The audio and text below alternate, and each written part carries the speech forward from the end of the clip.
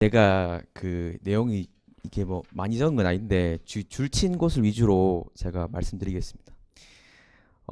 여기 다른 쌤들께서도 합격한 쌤들께서도 수기를 잘 작성하셔서 이 쌤들 작성하신 부분하고 제 부분하고 잘 참고하셔가지고 쌤들한테 많이 도움이 되었으면 좋겠고요.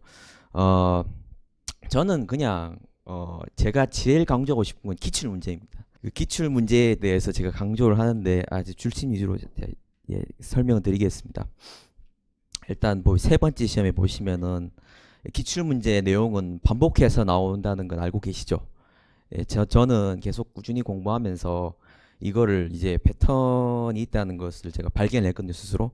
그래서 어 그러니까 쉽게 얘기하면은 같은 토픽이지만 옷을 다르게 입고 나온다. 이렇게 생각하시면 될 것 같아요. 그리고 이제 학원 모의고사도 중요한데 저는 학원 모의고사를 여러 개를 했었고 근데 학원 모의고사에 너무 집중하진 않았어요. 그냥 이제 시간 관리 연습한다는 생각으로 그냥 모의고사를 했고 저는 이제 모의고사를 하면서 기출 문제 공부에 좀 더 중점을 뒀거든요. 그래서 이제 밑에 밑줄 친 내용 보시면은 아무리 기출 문제가 이제 아무리 죄송합니다. 아무리 모의고사 문제가 기출에 나온 토픽을 기반으로 만들어진다 하더라도 모든 내용을 다 다룰 수는 없으니까. 그래서 이 저는 제 생각에는 제 생각입니다. 제 말이 절대적인 정답이란 건 아니고요. 기출 문제는 시험 마지막까지 꼼꼼히 봐야 된다고 저는 생각을 하고 있거든요. 예. 그리고 예? 쪽수요. 예. 16페이지. 예, 16페이지. 다섯 번째 시험에 보시면은 그 줄친 부분에 보시면 저는 오히려 90년대 기출 문제까지 공부했습니다. 정말 약간 오바스럽긴 한데 이게 진짜 저는 필요하다고 생각하거든요. 그리고 90년대 기출 문제에 나왔던 내용들이 실제로 최근 연도 최근에 기출 문제에도 막 등장하는 걸 제가 발견을 했고요. 쌤들께서 나중에 90년대 기출 문제 자세히 분석하시고 최근 2013, 14, 15 뭐 이런 최근에 나온 기출 문제를 보시면은 아마 그 연결고리를 발견하실 수 있을 거예요. 예. 그래서 제가 또 강조드리고 싶은 말은 역시 기출 문제는 임고생을 배신하지 않는구나. 네, 라는 거고. 아까 최진원 선생님께서 말씀하신 대로 저는 다섯 번째 시험에 처음으로 1차에 붙었거든요. 처음으로 1차에 붙었고 이번 2차까지 합격을 해서 이렇게 오게 되었는데 저는 정말 절망적이었어요. 이 시험을 포기해야 될까 아니면 계속 해야 될까. 왜냐하면 부모님께 굉장히 죄송스럽고 제가 사실 다섯 번째 거기 수기에 나와 있는 대로 제가 다섯 번째 시험 해에는 시간 강사를 하면서 공부를 했거든요. 왜냐하면은 이제 공립에만 매달릴 수 없으니까 뭐 사립이든 뭐든 뭐 여러 가지 가능성을 놓고 제가 공부를 해야 되기 때문에 근데 결국에 이렇게 공립에 붙었습니다. 그래서 포기만 안 하시면요 공립에다 합격하실 수 있다 저는 그렇게 생각하거든요. 예. 그리고 제가 생각하는 임용고시 계획 전략 보시면은 최소한 1년 이상은 이게 정답은 아닌데 최소한 1년 이상은 올인 공부를 하시는 것이 저는 필요하다고 저는 보거든요. 그리고 올인 공부는 최대 3년까지 제 생각에는 최대 3년까지 저는 부끄럽게도 거의 3년간 3년인가? 예, 3년? 4년? 그러니까 올인 공부를 3년 반 정도 한 것 같아요. 왜냐하면 대학교 4학년 기간까지 포함하면은 굉장히 좀 오래 했죠. 근데 너무 그렇게 하면은 건강에 안 좋거든요, 쌤들. 쌤들 건강이 제일 중요하잖아요. 예?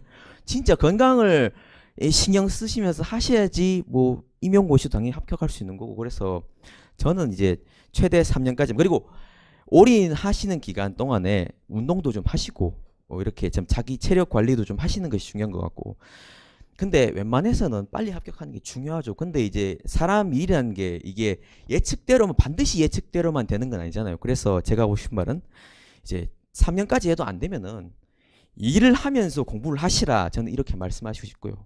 왜냐하면은 기존에 공부한 게 있으니까 그걸 또 계속 공부하시면서 또 일하면서 공부할 수 있거든요. 어떤 쌤들께서는 뭐 겁을 막 내셔가지고 아, 나 일하면서 공부하면 안 되는 거 아니야? 아니 그거는요. 제가 생각하기에는 마음가짐 문제인 것 같아요. 그러니까 나는 일하면서도 공부할 수 있어. 그러면은 저는 할 수 있다고 보거든요. 보통 이제 퇴근하고 돌아오면은 저는 근데 시간 강사로 했으니까 물론 기간제로 아까 하객 쌤도 말씀하셨듯이 기간제 하시면서 공부하시고 합격하신 분들도 많으시거든요.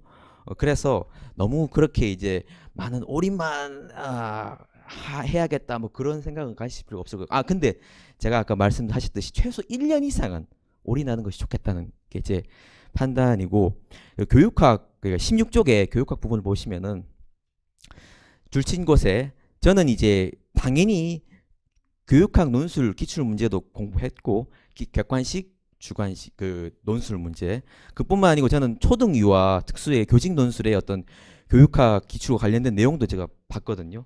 제가 약간 좀 호기심이 많은 사람이라서 이런 것도 좀 저희 중등 임용과 관련될 수 있겠다고 판단해서 보니까 관련이 있는 거예요. 그래서 그렇게 하시면 될 것 같고 그 다음에 이제 진짜 중요한 것은 이제 아까 말씀드렸듯이 2002년도와 2013년도 사이에 교육학 기출, 객관식 기출 당연히 분석하셔야 되고 그 다음에 물론 이제 지금까지 나왔던 논술 기출 문제 당연히 분석하셔야 되고 그리고 그 교육학 공부 방법이 이건 뭐 특별하다고는 생각 안 하는데 제 방식을 제가 말씀드리면은 사실 저는 처음에 교육학을 공부할 때 뭐 교육공학, 뭐 교육심리, 뭐 책이 여러 권 있는데 그거 막 이론서가 보통 뭐 6권 정도 되잖아요. 그럼 처음엔 저는 처음부터 끝까지 막 보려고 막 했어요. 근데 그게 내용이 굉장히 방대하잖아요. 그래서 그게 내용이 너무 방대하고 외울 것이 너무 많아지게 되다 보니까 공부하기 나름 어려운 거예요. 그래서 지금 시기에는 이제 우리가 지금 교육학 그 요즘 시험은 이제 교육학 논술 시험을 받겠잖아요. 그래서 교육학 논술 시험은 객관식에 비해서는 제 생각에는 범위가 약간 줄어든 것 같은 느낌이에요. 왜냐하면 이제 한 번 나오면은 네 문제에서 5문제 정도 나오잖아요. 그러면 많이 낼 수가 없어요. 그죠, 쌤들?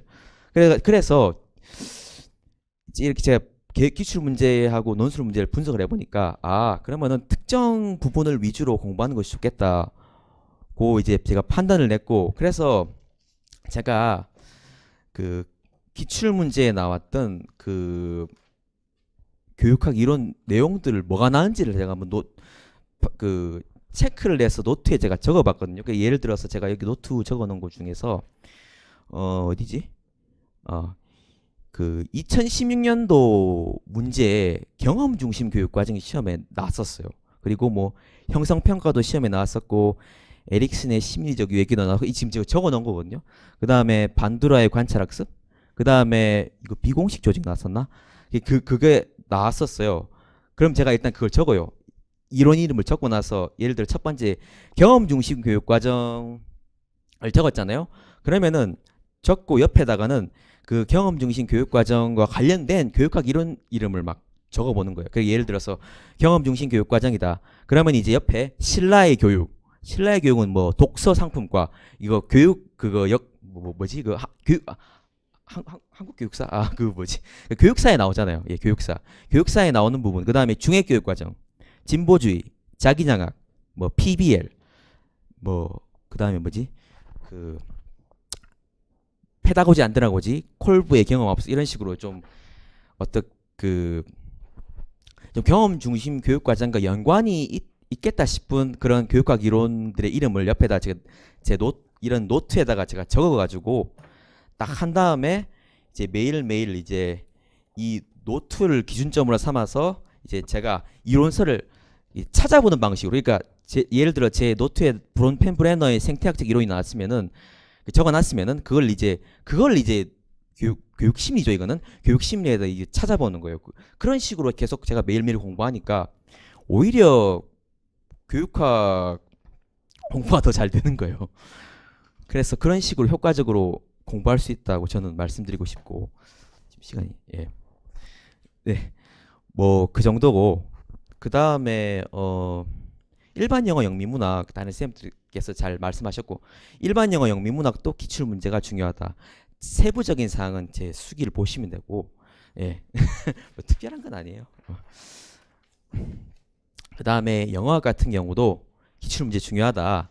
왜 중요한지는 거기 세부 사항이 그 수기에 나와 있으니까 읽어보시면 되겠고 그 다음에 영어 교육은 정말 정말 중요하거든요. 이 그 기출 문제가 18쪽에 제가 이건 정말 중요해가지고 제가 줄친 부분을 한번 읽어드릴게요.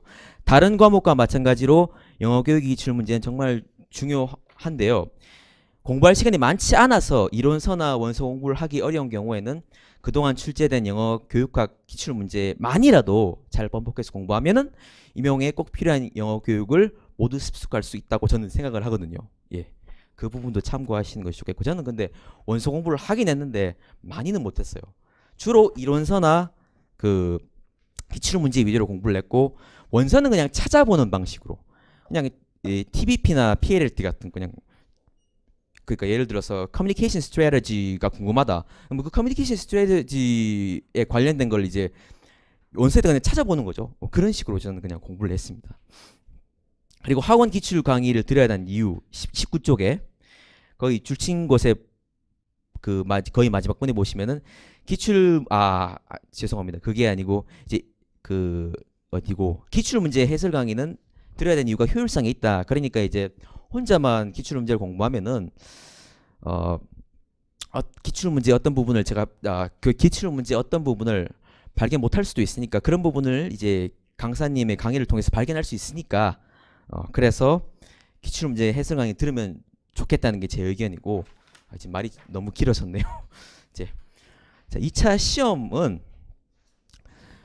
제가 20쪽에 줄친 부분 보시면은 2차는 스터디가 진짜 중요한 것 같아요. 진짜 스터디는 꼭 하시는 게 좋을 것 같아요. 그러니까 1차 시험 끝나면 무조건 2차 공부를 하시라고 제가 말씀드리고 싶거든요. 그러니까 1차 붙었다 안 붙었다 이거 생각하지 마시고 무조건 공부하시는 거예요.